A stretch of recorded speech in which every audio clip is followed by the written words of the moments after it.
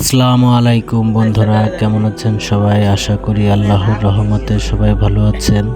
তা পবিত্র মাহে রমজানের আজ 11 রমজান ইফতারি আমরা রেডি করতেছি সব বন্ধুরা মিলে। সবাই আসলে প্রবাসী ভাইয়েরা আসলে অনেক আনন্দ করে। 8জন 9জন 10জন মিলে একটা রুমে থাকে, থাকার পর তারপরে তারা অনেক ইফতারি বানায়, অনেক কিছু দিয়ে ইফতারি করে।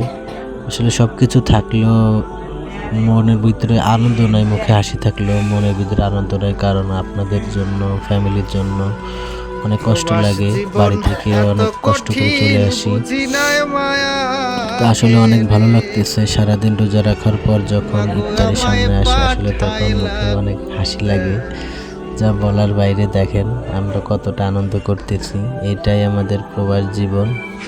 আসলে খুবই কষ্টের একটা দিন কাটে, তারপরেও অনেক ভালো আছি ইনশাল্লাহ আপনাদের জন্য।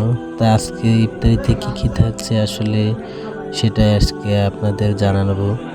তা প্রথমে আমরা শরবত গুলিয়েছি, তারপরে একটা মাঠা আছে, তারপরে পেঁপে, তারপর আপেল, মালটা, কলা, হ্যাঁ, তারপরে আছে আপনার ছোলা, মুড়ি, চানাচুর, পাপড়া।